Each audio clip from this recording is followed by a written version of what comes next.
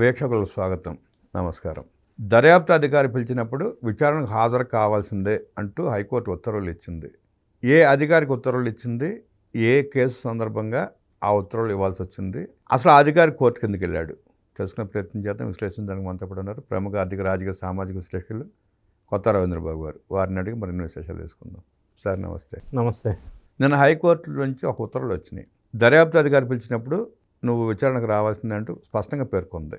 ఏ కేసులో ఆ senior IPS అధికారిని కోర్టు విచారణకు హాజరు కమ్మంది, గతంలో ఆయన మీద ఉన్న కేసులు ఏంటి, ఇప్పుడు ఈ విచారణకు వస్తే అరెస్ట్ చేసే అవకాశం ఉందా, ఎట్లా విశ్లేషిస్తారు? ఇప్పుడు డిప్యూటీ స్పీకర్ రఘురామకృష్ణరాజు గారి కస్టోడియల్ టార్చర్ కేస్ లేదా హత్యాయత్నం కేస్ అని కూడా చెప్పవచ్చు. 2024 జూలై 11న గుంటూరు దగ్గర నగరంపాలెంలో ఎఫ్ఐఆర్ నమోదైంది. ప్రధానంగా ఈ పర్టికులర్ రఘురామకృష్ణ గారి కేసులో A1గా పివి సునీల్ కుమార్, A2గా పిఎస్ఆర్ ఆంజనేయులు, A7గా ప్రస్తుతం సునీల్ నాయక్, బీహార్ కేటగిరీ ఐపీఎస్ అధికారి ప్రధానంగా చెప్పవలసి వస్తే. అయితే ఇప్పుడు ప్రస్తుతం జరుగుతున్న పరిణామాలు ఏంటంటే, సునీల్ నాయక్ని బీహార్ వెళ్ళి పాట్నా అరెస్ట్ చేసి తీసుకొద్దామని ఆంధ్రప్రదేశ్ పోలీసు బృందం వాళ్ళు వెళ్తే, దామోదర్ విజయనగరం ఎస్పీ నేతృత్వంలో అక్కడ హై డ్రామా క్రియేట్ అయింది. అది పెద్ద ఎత్తున ఆయన నాటకీయ పరిణామాల మధ్యలో కొన్ని కోర్టు డెసిషన్స్ ఇచ్చింది పీటీ వారెంట్ విషయంలో. తర్వాత అనుకోకుండా బీహార్ ప్రభుత్వం వారే చట్టాన్ని మాడిఫై చేశారు, ఆయన్ని అరెస్ట్ చేయడానికి వీలు లేకుండా, సెక్షన్ 218. ఈ బ్యాక్గ్రౌండ్ నేపథ్యంలో సునీల్ నాయక్ గడిచిన 7 రోజుల నుంచి విచారణకు అటెండ్ అవుతున్నాడు ఇక్కడ తెలుగు రాష్ట్రంలో. అయితే ఈ విచారణ సందర్భంలో 7వ రోజు విచారణలో తల్లిగారికి ఆరోగ్యం బాగలేదని చెప్పి మళ్ళీ వెనక్కి వెళ్ళడం జరిగింది. సునీల్ నాయక్ బెయిల్ పిటిషన్ అనేది పెండింగ్లో ఉంది. సో ఆయనకి ఈ 18న ఒకటి పోస్ట్పోన్ చేశారు, 23న ఒకటి ఆయన మీద కేసు విచారణ దర్యాప్తు పోస్ట్పోన్ చేశారు. బెయిల్ ఒకవేళ వస్తే ఆయన మళ్ళీ వస్తాడా రాడా, బెయిల్ రాకపోతే అసలు ఎటన్నా జంపా అనేది ఒక చర్చ జరుగుతూ ఉంది. ఈ సందర్భంలో కోర్టు వ్యాఖ్యలు ఏ విధంగా చేసిందంటే, సునీల్ నాయక్ సంబంధించి లేదా పిఎస్ఆర్ ఆంజనేయులు ముందస్తు బెయిల్ కూడా ఈ రఘురామకృష్ణరాజు కేసులో అప్రోచ్ అయ్యాడు. అయితే రీజన్ ఏంటి అనేది మీరు అడగొచ్చు. సునీల్ నాయక్ విచారణ సందర్భంలో చాలా విషయాలు తెలియదు, గుర్తులేదు, మర్చిపోయా అని చెప్పినప్పటికీ దర్యాప్తు సంస్థలకి కొంత క్లూ ఇచ్చాడు. అది పిఎస్ఆర్ ఆంజనేయులు పేరు. ఆయన చెప్తే నేను చేశాను, ఆ పేరు కొంత క్లూ ఇచ్చారు. ఆ సందర్భంలో ఇప్పుడు పిఎస్ఆర్ ఆంజనేయుల్ని అరెస్ట్ చేయడానికి అవకాశం ఉంది నేపథ్యంలో ఆయన ముందస్తు బెయిల్కి అప్లై చేసుకున్నారు. ఇప్పుడు కోర్టు వ్యాఖ్యలు ఏంటంటే, నాయక్తో పాటుగా సునీల్ నాయక్తో పాటుగా పిఎస్ఆర్ ఆంజనేయుల్ని కూడా కలిపి విచారించే అవకాశం ఉంది, విచారణకి సహకరించండి నంబర్ 1. నంబర్ 2, ఈలోగా అతని మీద కఠినమైన చర్యలు ఏమీ తీసుకోవద్దు అని కోర్టు ఆర్డర్ జారీ చేసింది. అయితే ప్రధానంగా పిఎస్ఆర్ ఆంజనేయులు గతంలో సిఐడి చీఫ్గా పనిచేసినప్పుడు గ్రూప్ 1 ఎగ్జామినేషన్ కేసులో ఆల్రెడీ విచారణ ఎదుర్కొంటున్నారు. ఆయన సస్పెన్షన్లో ఉన్నారు. ఇదే వ్యక్తి, పెద్ద మనిషి, కాదంబరి జత్వానీ కేసులో అధికారాన్ని దుర్వినియోగం చేసి పెద్దల కళ్ళల్లో ఆనందం చూడటం కోసం అన్ని రూల్స్ని వైలేట్ చేసి అక్రమంగా, అన్యాయంగా ఒక పెద్ద సబ్జెక్ట్ వెలుగులోకి వచ్చింది, కాదంబరి జత్వాన్ని హింసించిన కేసు. ఇంకా ఆ కేసు దర్యాప్తు మొదలుపెట్టినట్లు ఇంకా లేదు. అదొకటి ఉంది, ఈయన మీద అభియోగం ఉంది, కేసు ఉంది, ప్రూఫ్స్ ఉన్నాయి. గ్రూప్ 1 మూల్యాంకన కేసు కూడా ఒకటి ఉంది. గ్రూప్ 1 వాల్యుయేషన్లో మళ్ళీ ఇంకోటి ఉంది. హాయ్లాండ్లో గ్రూప్ 1 వాల్యుయేషన్ ఎందుకు చేశారు, ఆ చేపించిన సంస్థ ఎవరు, చేసిన వాళ్ళు క్వాలిఫైడ్ కాదు, దానికి ఇంత అమౌంట్ 150 crores ఖర్చు పెట్టారు. ఈ రకరకాల అలిగేషన్స్ ఈ గ్రూప్ 1 ఎగ్జామినేషన్ వాల్యుయేషన్ మీద ఉంది. కాదంబరి జత్వానీ విషయంలో కొన్ని అభియోగాలు ఎదుర్కొంటున్నాడు. సో సస్పెన్షన్లో కూడా ఉన్నాడు. ఈయన కథ ఇట్లా ఉంటే, సునీల్ నాయక్ మాత్రం ఈ విచారణకి సహకరించకుండా హై డ్రామా నడిపిస్తూనే ఉన్నాడు ఇప్పటికి కూడా, ఎందుకంటే బీహార్ క్యాడర్ ఐపీఎస్ కాబట్టి. సో ప్రస్తుతం జరుగుతున్న పరిణామాలు, కోర్టు వారు ఇచ్చిన వ్యాఖ్యల నేపథ్యంలో పిఎస్ఆర్ ఆంజనేయుల్ని అరెస్ట్ చేసే అవకాశం ఉంది. సునీల్ నాయక్ ఆయన పేరు చెప్పాడు అని ఒక క్లూ వెలుగులోకి వస్తూ ఉంది, ప్రచారం జరుగుతూ ఉంది. మరి సునీల్ నాయక్కి బెయిల్ కనుక రాకపోతే ఆయన అసలు ఇంకా మళ్ళీ విచారణకి కనిపించకుండా పోతాడా, ఒకవేళ బెయిల్ వస్తే మళ్ళీ బ్యాక్ వస్తాడా, మళ్ళీ ఆయన విచారణకు తీసుకుంటే పిఎస్ఆర్ ఆంజనేయులతో పాటు ఇంకెవరన్నా పెద్ద మనిషి పేరు చెప్తాడా రఘురామకృష్ణరాజు టార్చర్ కేసులో అనేది మనం ప్రధానంగా చూడవలసిన అవసరం ఉంది.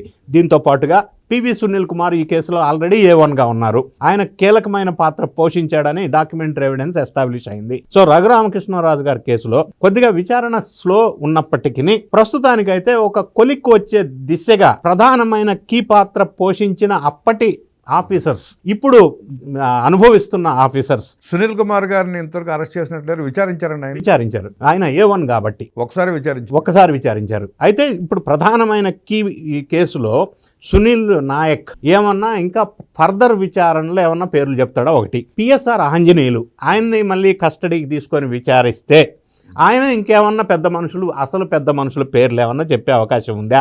ఈ విధంగా రఘురామకృష్ణరాజు కస్టోడియల్ టార్చర్ అనేది ఎవరో ఒక పెద్ద వ్యక్తి ఆజ్ఞల మేరకు ఈ ఆఫీసర్స్ చేశారు. ఆ వ్యక్తి ఎవరనేది తేలేదాకా ఈ కేసు దర్యాప్తు జరగవలసిన అవసరం ఉంది. ఇద్దరు చెప్పలా అసలు వ్యక్తి ఎవరో పేర్లు లేదు, అసలు వ్యక్తి దాకా రాలే. ఇప్పటి వరకు దర్యాప్తులో ఈ ఆఫీసరు, ఆ ఆఫీసరు, ఈ ఆఫీసరు, కొన్ని ఆఫీసర్స్ పేర్లు మాత్రమే వచ్చినాయి. ఏ కేసు తీసుకున్నా, ఇన్వెస్టిగేషన్ జరుగుతున్న తీరు చూస్తున్నాం మనం, ఏ కేసు తీసుకున్నా ఆఫీసర్లు బుక్ అవుతున్నారు కానీ అసలు వ్యక్తి బుక్ కావట్లా. మరి ఈ ఆఫీసర్స్ ఇప్పుడు ప్రజాస్వామ్య వ్యవస్థలో ప్రభుత్వాలు మారుతూ ఉంటాయి, నాయకులు మారుతూ ఉంటారు, కానీ బ్యూరోక్రాట్కి, ప్రజాస్వామ్య వ్యవస్థకి పిల్లర్ లాంటి బ్యూరోక్రాట్స్ IASలు, IPSలు, YAS, YPSలుగా మారిపోయిన సందర్భంలో వాళ్ళ కళ్ళల్లో ఆనందం చూడటం కోసం, అక్రమ ధనార్జన కోసం, లేదా డబ్బు సంపాదన కోసం, లేదా రిటైర్ అయిన తర్వాత పొలిటికల్ అవతారం ఎత్తడం కోసం ఇటువంటి అక్రమాలకి పాల్పడటం అనేది వైఎస్ రాజశేఖర రెడ్డి హయాం నుంచి చూసాం మనం. అంటే senior IAS officer C Lakshmi ఏ విధంగా జైలు జీవితం గడిపారో, ఇప్పుడు జగన్ రెడ్డి గారు పరిపాలించిన కాలంలో ఆఫీసర్స్ అందరూ జైల్లో ఎలా ఉన్నారో, ఎలా దర్యాప్తును ఎదుర్కొంటున్నారో, అవమానకరమైనటువంటి, బాధాకరమైనటువంటి విషయం ఇది. ఈ ఒకటి. రెండోది, వీళ్ళందరూ కూడా ఈ all India services rules violate చేస్తున్న సందర్భం కూడా ఇప్పుడు వెలుగులోకి వస్తూ ఉంది. All India services rules violate చేసేంత సాహసం ఈ బ్యూరోక్రాట్స్ ఎందుకు చేస్తున్నారు అంటే, ఈ విధంగా చేయటం వల్ల ప్రజాస్వామ్య వ్యవస్థలో చాలా డేంజరస్ సిచ్యువేషన్గా మారే అవకాశం ఉంది. అంటే డబ్బుల కోసం చేస్తున్నారంట, లేకపోతే తమ భవిష్యత్ ఉద్యోగాలు రిజైన్ చేసినాకో, రాజీనామా చేసో రాజకీయ పదవులు పొందడానికి చేస్తున్నారంట. ఇందులో మల్టిపుల్ రీజన్స్ ఉన్నాయి. ఒకటి, జవహర్ రెడ్డి గారు అప్పట్లో చీఫ్ సెక్రటరీగా ఉండే. ఒక ఎగ్జాంపుల్ తీసుకుంటా నేను. ఆయన వైజాగ్ పరిసర ప్రాంతాల్లో వాళ్ళ కొడుకు పేరు ఆయన పేరుతో ఒకటి కలిపి 2000 ఎకరాలు కబ్జా పెట్టాడు. 2000 ఎకరాలు అంటే ఒక ఆఫీసర్ అన్ని వేల ఎకరాలు కబ్జా పెట్టడం అంటే, ఒకటి అధికారాన్ని దుర్వినియోగం చేసి పైసల సంపాదన.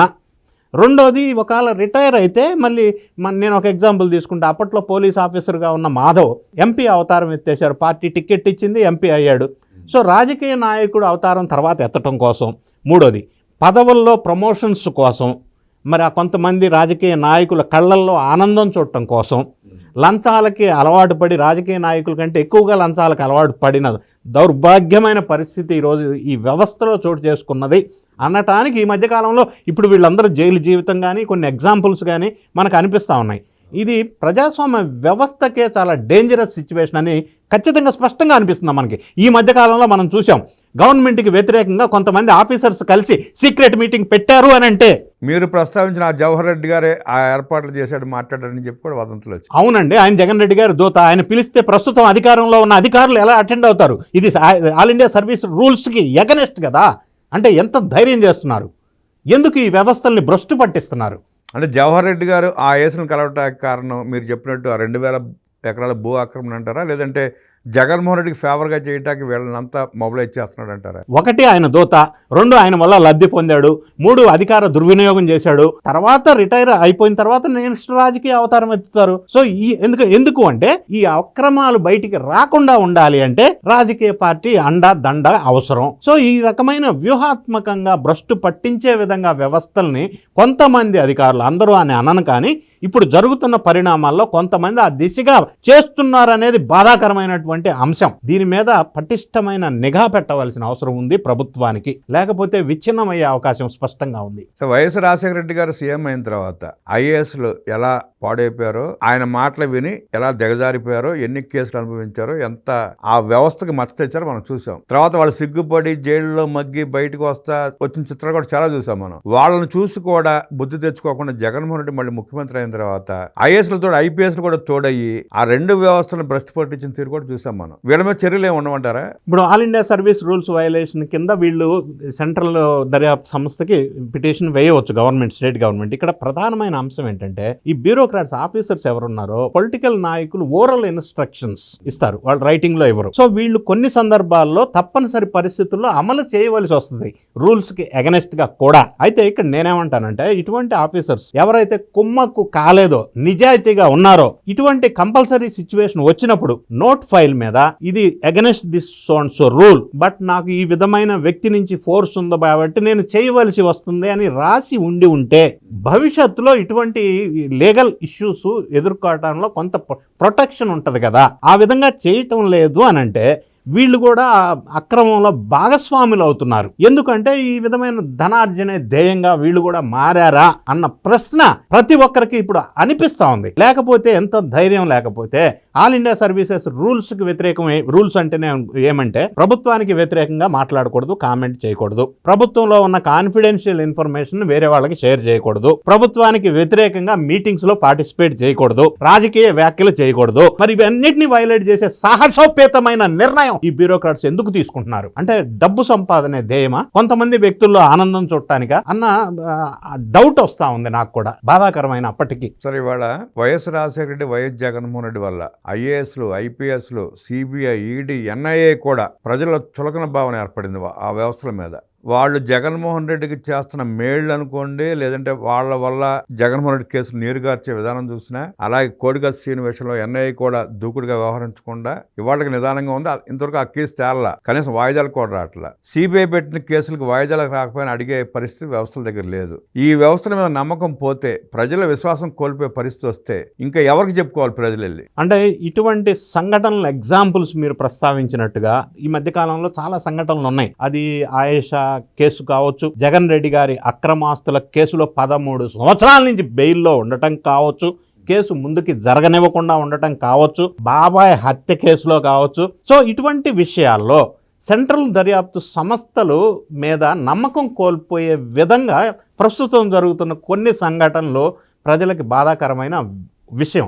దీనివల్ల సామాన్య ప్రజలకి న్యాయ వ్యవస్థ మీద నమ్మకం సన్నగిల్లే ప్రమాదం ఏర్పడుతుంది. దీనికి కారణం ఏంటంటే కొంతమంది అవినీతి అధికారుల నేపథ్యంలో ఇటువంటి వ్యవస్థలు భ్రష్టు పట్టే విధంగా తయారవుతున్నాయి అనేదే నా ఆవేదన. అంటే వ్యవస్థలో మార్పు రావాలంటే ప్రజలే మారాల్సిన అవసరం ఉంది. ప్రజలే మారాల్సి ఉంటుంది, ఎందుకంటే వీళ్ళు ఎలాగూ మారరు. అంటే ప్రజలు మారి వేరే వాడిని ఎన్నుకుందాం అనుకున్నా అక్కడ కూడా అదే పరిస్థితి. ఇక్కడ ఏమవుతుందంటే ఈ బ్యూరోక్రాట్స్ ఉన్నారు. ఫర్ ఎగ్జాంపుల్ జగన్ రెడ్డి గారికి తొత్తులుగా గతంలో ఉన్న వాళ్ళు ఇప్పుడు ప్రభుత్వ యంత్రాంగంలో ఉన్నారు, వాళ్లే పనిచేస్తున్నారు. అటువంటప్పుడు ప్రస్తుతం ఉన్న ఆంధ్రప్రదేశ్ ఎన్డీఏ ప్రభుత్వంలో వాళ్ళ చేత పని చేపించవలసిన బాధ్యత ఉంది. వాళ్ళందరినీ గంపగుత్తగా తీసి పక్కన పెట్టి వేరే వాళ్ళ చేత చేపించడం కుదరదు కదా, తీసేసే అవకాశం కూడా లేదు కదా, పాసిబిలిటీ ప్రాక్టికల్గా అవకాశం లేదు.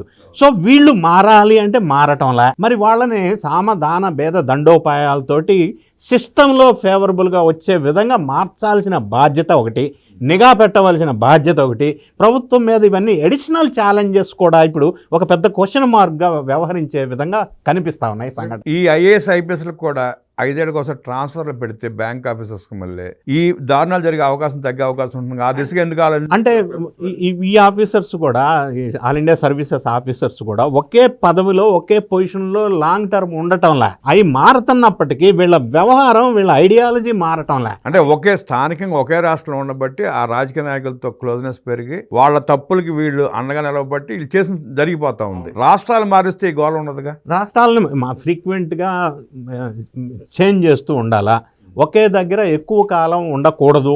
ఈ మధ్య కాలంలో ఆంధ్రప్రదేశ్ తెలంగాణ మధ్యలో కూడా కొన్ని చేంజెస్ జరిగినాయి ఐఏఎస్ ఐపీఎస్ ఆఫీసర్స్ విషయంలో. ఏదేమైనా షఫలింగ్స్ కొంతవరకు పనిచేస్తుంది, కానీ వీళ్ళ ఆలోచన విధానంలో మార్పు రానంత వరకు ప్రభుత్వాలు కొంత నిఘా పెట్టి వ్యవహరించాల్సిన, అలర్ట్గా ఉండాల్సిన పరిస్థితి ఏర్పడతా ఉంది. చేసిన తప్పులు చేసి పైగా కేసులు పెట్టి విచారిస్తే కులం కార్డు తీస్తున్నారు. ఇది ఇప్పుడు కొత్త లేటెస్ట్ వెర్షన్ ఏంటంటే, తప్పు చేస్తే కులం కార్డు. ఇప్పుడు సునీల్ నాయక్ కులం కార్డు తీసుకొచ్చేసాడు ఆల్రెడీ. ఆయన ఒక ఐపీఎస్ ఆఫీసర్ అయ్యుండి తప్పు చేస్తే కులం వాళ్ళకి ఏమైనా ఎగ్జామ్షన్ ఉందా?